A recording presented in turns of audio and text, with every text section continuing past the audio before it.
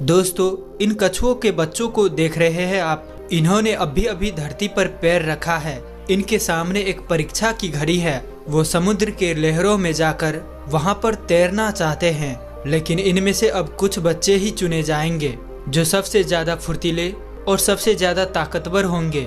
वही बच्चे समुद्र के लहरों का आनंद उठा पाएंगे। बाकी के बच्चे शिकारियों के शिकार हो जाएंगे। ये नियति का तरीका है। ताकतवर को ही नियति के यहाँ जगह मिलती है, कमजोर की यहाँ कोई जगह नहीं।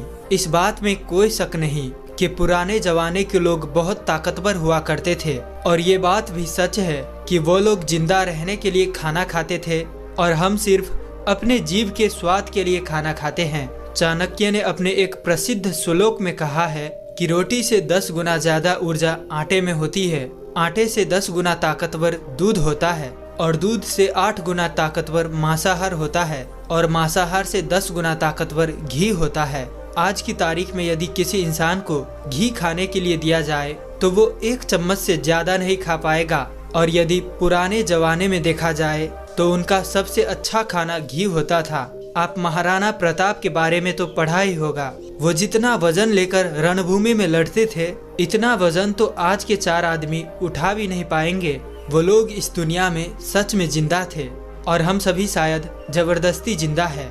आज की जो बौद्ध कहानी मैं आपको सुनाने जा रहा हूँ, इसकी बातों को दोस्तों आपको जिंदगी में उतारना होगा, तभी यह कहानी सुनाने का मकसद सफल हो पाएगा। इस कहानी में हम कुछ ऐसी बातें, कुछ ऐसी रहस्य जानेंगे जो आपको हमेशा स्वस्थ बनाए रखेंगे, क्योंकि पहला सुख निरोगी काया। दुनिया का सबसे बड़ा धन ही हमारा स्वस्थ है। दोस्तों, पुराने समय की बात है। एक राज्य का राजा बहुत पराक्रमी था। राजा इतना ताकतवर था, आसपास के 50 से ज्यादा राज्य उस राज्य पर आक्रमण करने से पहले 50 बार सोचते थे। उन्हें पता था वहाँ का राजा और उनकी सेना बहुत ही ज्यादा ताकतवर है। राजा अपने प्रजा के लिए काम करता था। प्रजा के लिए जो सबसे फायदेमंद चीज होती, उसी चीज का वो राजा फैसला लेता। लेकिन जब राजा अपने घर की तरफ देखता तो उसे बहुत चिंता होती। उस राजा के 2 पुत्र थे। बड़ा वाला पुत्र बहुत ही ज्यादा ताकतवर था। वो हर चीज का हुनर सीख चुका था। तलवारबाजी हो, भाले से खेलना हो या आग से खेलना हो, वो हर तरफ की चालबाजी से संपूर्ण था। उसे जो भी चीज सिखाई जाती वो बहुत ही जल्दी सीख जाता। सब राज्य के लोग यही कहते कि यही राजा का उत्तराधिकारी बनेगा। और वहीं दूसरी तरफ एक छोटा पुत्र था जो बहुत ही ज्यादा कमजोर था। वो कुछ भी नहीं सीख पाया, ना तलवारबाजी सीख पाया, ना युद्ध के रणनीति के बारे में सीख पाया। वो हमेशा आलस्य में रहता था। राजा को ये बात बहुत ही तकलीफ देती थी। राजा ये चाहता था कि दोनों बच्चों को बराबर राज्य मिले, क्योंकि दोनों आखिर तो मेरा ही खून है। राजा को पता था कि ये जो बच्चा एक कमजोर है, ये इसकी गलती नहीं है, लेकिन इसे कुछ बातों का ध्यान रखना होगा, तभी ये दूसरे जैसा पराक्रमी बन पाएगा। इसी बात को ध्यान में रखते हुए एक बार राजा अपने छोटे पुत्र को एक आश्रम में ले गए। उसी आश्रम में ले गए जहाँ पर वो राजा अपनी शिक्षा ग्रहण की थी। उन्हीं गुरु के पास अपने पुत्र को ले गया और उनसे कहने लगा, गुरुवर, मैं चाहता हूँ कि मेरा बच्चा आपसे सीखे, आपसे शिक्षा ग्रहण करे। ये कभी भी कुछ भी सीखना नहीं चाहता। और वहीं पर मेरा दूसरा बेटा बहुत ही पराक्रमी है और पूरे राज्य को आज भी संभाल सकता है, पर लेकिन मेरा छोटा बेटा हमेशा से मेरे चिंता का विषय बन रखा है कि इसको भी मेरे अपने दूसरे पुत्र की ही तरह बड़ा बना दो। मैं चाहता हूँ कि दोनों पुत्रों को बराबर का अधिकार मिले। मैं किसी के साथ भेदभाव नहीं करना चाहता। ये बात सुनकर वो गुरुवर कहते हैं, मैं जानता हूँ राजा, इस पुत्र को क्या तकलीफ है। मैं भली भांति जानता हूँ कि तुम्हारे इस पुत्र को क्या तकलीफ है। तुम कुछ दिन के लिए इसको यहीं पर छोड़कर चले जाओ। मैं तुम्हें ये आश्वासन देता हूँ कि जब तुम वापस आओगे तो तुम्हें ये पुत्र नहीं दिखेगा, इसी की जगह कोई और दिखेगा जिस पर तुम शायद ही विश्वास कर पाओ। वो गुरुदेव वास्तव में बहुत ही बड़े आत्मज्ञानी थे। वो उस पुत्र को देखकर ये समझ गए थे कि इस बच्चे को क्या तकलीफ है और इसे कैसे पराक्रमी बनाया जा सकता है, क्योंकि वह आखिर एक राजा का खून था। बस उसे इसी बात का एहसास करवाना था। राजा वहाँ पर अपने बच्चे को छोड़कर चला जाता है। उसके बाद वो शिष्य उसी आश्रम में रहने लगा। बहुत दिन बीत गया। लेकिन गुरुदेव सही समय का इंतजार कर रहे थे। एक दिन वो गुरुवर उस शिष्य से कहते हैं, चलो आज मैं तुम्हें कुछ दिखाना चाहता हूँ। उसके बाद उस बच्चे का हाथ पकड़ते हैं और एक पहाड़ी पर लेकर जाते हैं। उस पहाड़ी पर ले जाकर वो गुरुवर कहते हैं कि आज मैं तुझे जो सिखाने वाला हूँ वो तुम्हें ध्यान से सीखना होगा, क्योंकि यदि तुमने आज नहीं सीखा तो जिंदगी में कभी कुछ नहीं कर पाओगे, क्योंकि अब तुम्हारे घर जाने का वक्त आ चुका है। मैं तुझे ये एहसास करवाना चाहता हूँ कि तुम इस धरती पर क्यों आए। उसके बाद वह गुरुवर कहते हैं, जरा एक बार ऊपर ध्यान दो। ऊपर एक चील दिखाई देती है जिसने पंजे में अपना बच्चा पकड़ा हुआ था। वो ऊपर आकाश में जाती है, इतनी ऊंची जाती है कि बादलों को चीरता हुआ ऊपर चली जाती है और वहां पर जाकर वो अपने बच्चे को छोड़ देती है। गुरु और वो शिष्य उस चील को ध्यान से देख रहे थे और चील अपने बच्चे को छोड़ देती है। उसका बच्चा पत्थर के भांति नीचे जमीन पर आने लगता है। वो जब नीचे आने लगा तो अपने पंखों को फड़फड़ाने लगता है, लेकिन उसके पंख नहीं खुलते और वो एक गोल पत्थर की तरह नीचे गिरने लगता है। जैसे ही वो नीचे गिरने ही वाला होता है, ऊपर से एक पंजा आता है और उसे पकड़ लेता है और वो पंजा उसकी माँ का होता है। उसके बाद वो माँ फिर उसको ऊपर लेकर जाती है, फिर उसे वो ऊंची आकाश में ले जाकर वहाँ से उसे छोड़ देती है। चील ऐसा कर रही थी, तभी गुरुदेव उस शिष्य का हाथ पकड़ के और वहाँ से एक पेड़ पर लेकर जाते हैं। उस पेड़ के पास उस चील का घोंसला था। उस घोंसले में उस शिष्य को दिखाते हैं कि इस घोंसले को ध्यान से देखो, इसी में उस चील का बच्चा रहता है। और इस पेड़ को ध्यान से देखो, इस पेड़ पर कितने सारे फूल हैं, लेकिन फिर भी इस चील के घोंसले में एक भी फूल नहीं है। वो अपने कोमल बच्चे को इस फूलों के अंदर रख सकती है, पर वो ये जानती है कि फूलों में रहकर ये सिर्फ पक्षी बनेगा, केवल ये आराम करने वाला पक्षी बन जाएगा। लेकिन जब ये कांटों वाले घोंसले में रहेगा तभी ये एक चील बन पाएगा।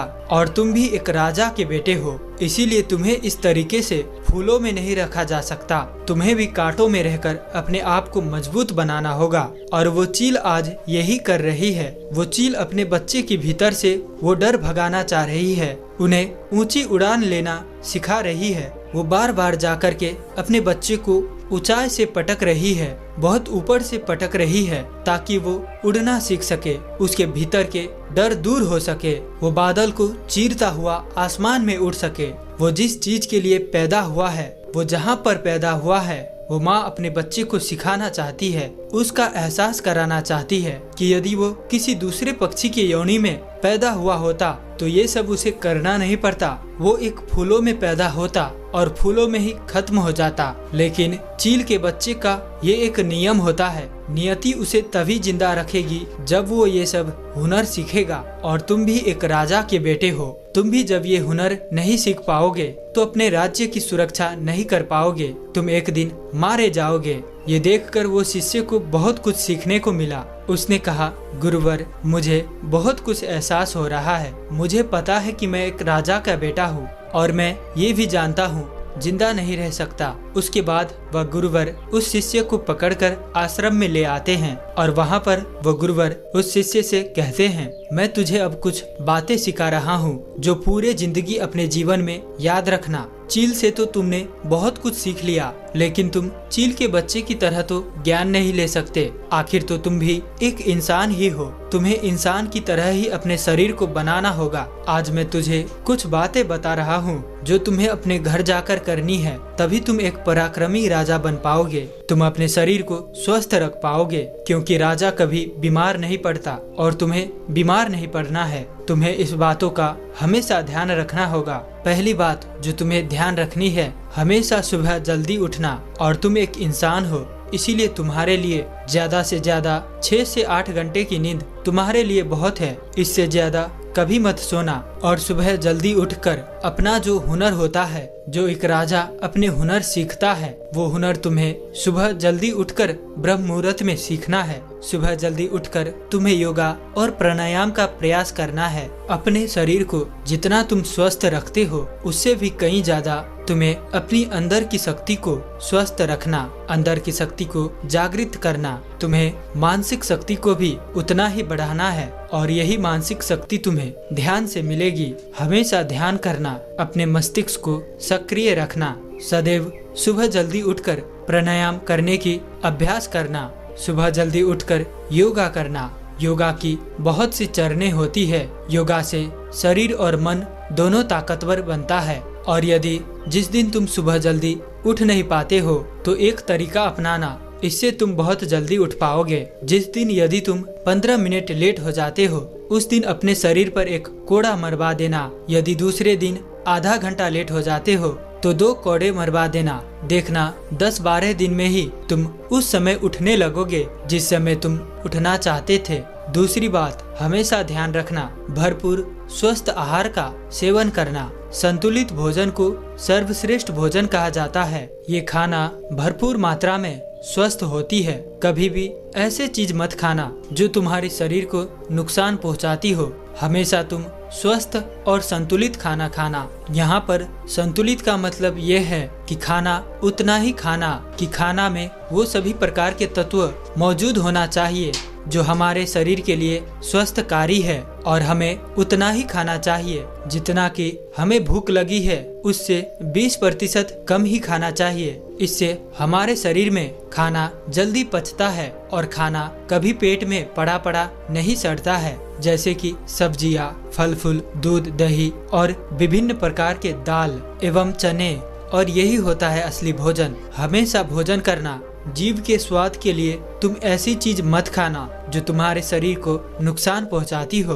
अगली बात जो तुम्हें ध्यान में रखनी है, यदि तुम्हारे मन में कोई ऐसी बात हो जो तुम्हें चिंता में डाल रही है तो तुम उस बात को अपने घर परिवार में कहना, उनसे साझा करना, उन पर छल फल करना। कभी भी अपने मन में छुपा कर मत रखना, क्योंकि वो बात तुम्हें कमजोर बना देगी, वो बात तुम्हें चिंता में लेके जाएगी। और ये तो तुमने सुना ही होगा कि चिंता शरीर को चिता बना देती है। इसीलिए अपने मन में कभी भी कोई बात को छुपा करके मत रखना। अपने परिवार से, अपने पिताजी से, अपने माता एवं परिवार के सदस्यों से जाहिर करना। किसी भी बात को अपने मन में बैठा कर मत रखना। अगली बात, हमेशा सकारात्मक सोचना। कभी भी नकारात्मक विचार अपने दिमाग में मत लाना। सबके जीवन में उतार और चढ़ाव आते रहते हैं, अच्छा और बुरा होते रहता है। ये जिंदगी की एक सिक्के के 2 पहलू है। इसीलिए जीवन में कैसा भी वक्त क्यों ना हो, हमेशा सकारात्मक रहना। अगली बात जो ध्यान में रखनी है, हमेशा हंसते रहना, हमेशा मुस्कुराते रहना। यदि तुम्हारे मन में किसी बात की चिंता हो, वो बात की चिंता तुम्हारे चेहरे पर नहीं दिखनी चाहिए, क्योंकि तुम एक राजा हो और राजा हमेशा मुस्कुराते होना चाहिए, तभी जनता मुस्कुराती है। इसीलिए जब भी तुम जनता के बीच रहो या अपने घर के बीच, हमेशा मुस्कुराते रहना, क्योंकि जितना तुम मुस्कुराओगे उतना ही तुम्हारे शरीर में सकारात्मकता आएगी और इससे तुम्हारा शरीर और ज्यादा मजबूत बनेगा। और आखिरी बात जो तुम्हें ध्यान में रखनी है वो है हमेशा दान पुण्य करते रहना। हमेशा कभी भी दान पुण्य से पीछे मत हटना। तुमने सुना होगा कि पिछले राजा महाराजा ऐसे होते थे जो दान पुण्य में अपना राजपाट भी दे देते थे, क्योंकि वह जानते थे कि दान पुण्य ही वो सबसे बड़ा खुशी का मौका है। जब तुम दान पुण्य करते हो, और दान पुण्य जरूरी नहीं कि पैसों से ही किया जाए, किसी की मदद करके भी